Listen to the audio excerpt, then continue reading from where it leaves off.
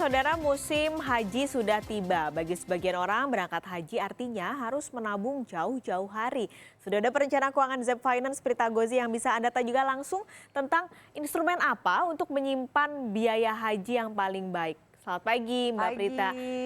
Mengingat biaya ongkos haji tidak kecil, Ya, kita betul. lihat. Kami punya data bahwa dalam 5 tahun terakhir, meskipun tidak besar, tapi angkanya selalu naik. Ya, Untuk mekanisme ini, dana apa yang harus kita siapkan pada ya. awal? Jadi sebetulnya adalah kita yang harus segera itu mendapatkan nomor porsi kuota untuk bisa menjadi calon jamaah haji. Di mana sampai dengan saat ini itu dibutuhkan dana sekitar 25 juta rupiah. Jadi sebetulnya itu yang target pertama yang harus kita kejar. Karena pada saat Anda sudah mendapatkan nomor porsi kuota, maka Anda akan mendapatkan perkiraan kapan akan berangkat haji.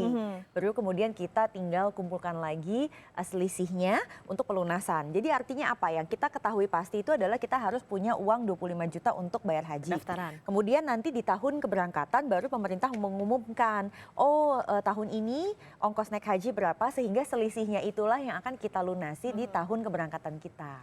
Untuk mengumpulkan 25 juta terlebih dahulu, bagaimana Mbak?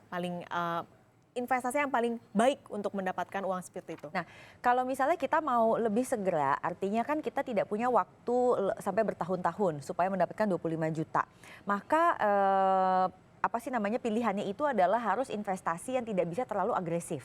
Nah, contohnya apa sih? Seperti tabungan rencana, kemudian logam mulia, kemudian reksadana pasar uang. Nah, di antara ketiga aset tersebut, sebetulnya yang lumayan memberikan hasil itu yang cukup bisa tinggi adalah mungkin logam mulia. Oke. Nah, mungkin kalau misalnya ada Kita lihat datanya ada juga, pergerakan data logam mulia selama 4 tahun terakhir. Jadi dari 3 itu logam mulia yang paling baik. biasanya kalau untuk jangka lebih pendek seperti itu. Sedangkan kalau misalnya kita sudah punya uang rupiahnya, kita tukarin dolar, itu juga sebenarnya cukup aman juga gitu. Oke. Ini contoh seperti ini ya. Oke, ini logam Kalau kita mulia. lihat, nah kan bisa lihat sendiri kan, walaupun kenaikannya itu mungkin tidak signifikan sehingga 15 atau 20%, tetapi potretnya itu setiap tahun itu naik, meskipun naiknya sedikit-sedikit gitu ya. Jadi kalau kita lihat dalam jangka pendek, itu ini cukup aman karena tidak terjadi kayak apa sih, kalau dulu tuh Fluktuasi yang begitu, iya, gitu iya. ya. Kalau misalnya orang awam lihat grafik, kok grafiknya kayak apa sih namanya, tanduk-tanduk gitu. Ini enggak, jadi ini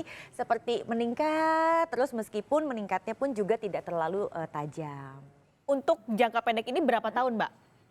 Sebisa mungkin. Jadi kalau Anda atau siapapun mereka yang sudah ingin untuk pergi haji, saya sarankan memang ya kerahkan daya upaya untuk bisa mendapatkan nomor porsi kuota. Oke. Karena nomor porsi kuota Anda terlambat setahun atau 2 tahun itu bisa efek keberangkatannya itu selisihnya bisa 5 hingga 10 tahun gitu. Oke. Lebih detail soal emas. Apakah kita harus menabungnya ini melalui tabungan emas per bulan atau bagaimana Mbak Nah, mekanismenya? sebetulnya gini, kalau misalnya kita saat ini sudah ada uang yang hampir 25 juta, ya, maka kita bisa langsung beli emas dalam bentuk gram-gram yang logam mulia.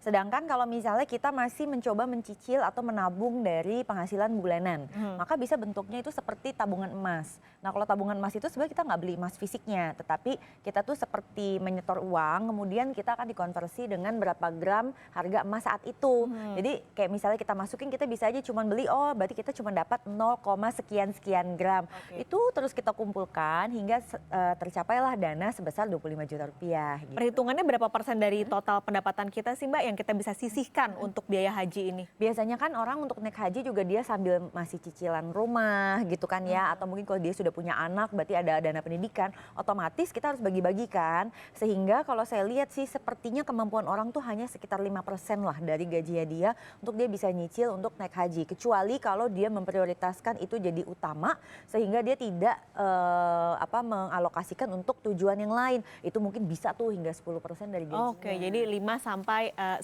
10%. Oke, kalau begitu kita lihat dari tabungan konvensional sebenarnya apakah kita bisa simpulkan bukan jadi pilihan lah? Oke, kalau misalnya Anda punya uang rupiah, kemudian Anda pelan-pelan itu biasanya sih hasilnya memang tidak setinggi kalau kita taruh di emas.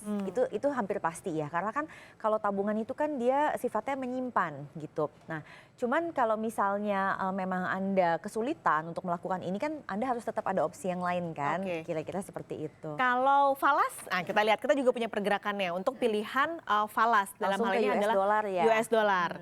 Kita lihat dari pergerakannya, kalau dilihat per tahunnya juga sebenarnya grafiknya bisa kita katakan agak stabil ya Mbak untuk setiap tahunnya. Tapi itu jadi pilihan Ini sebetulnya kan ini yang seperti tadi saya bilang kok kayaknya kayak tanduk-tanduk gitu sih gitu kan. Jadi ada naik, ada turun dan sebagainya. Nah, kalau kita lihat di sini sebetulnya grafiknya itu kalau ditarik ini sempat turun nih sedikit dari 2016 ke 2017. Oke. Kemudian 2018 agak stabil, sekarang tiba-tiba dia naik ya. Nah, kalau dilihat seperti ini sebetulnya kita tidak bisa melihat untung atau rugi. Tetapi dolar itu sebetulnya adalah basis dari perhitungan biaya ONH. Oke. Jadi kalau Anda mau melakukan lindung nilai terhadap biaya ONH, salah satunya adalah langsung menukarkan ke dolar. Tinggal masalahnya, kalau Anda tukernya di sini, nanti kan dapatnya berapa? Iya betul, Kira-kira jadi pasti seperti betul. itu. Oke. Nah, selain tadi ada emas, ada dolar, ada pilihan lain yaitu tanah dan reksadana. Tapi kita akan membahasnya setelah jeda, Mbak Oke. Prita. Kami akan kembali lagi usai jeda. Saudara jangan kemana-mana, Kompas Bisnis segera kembali.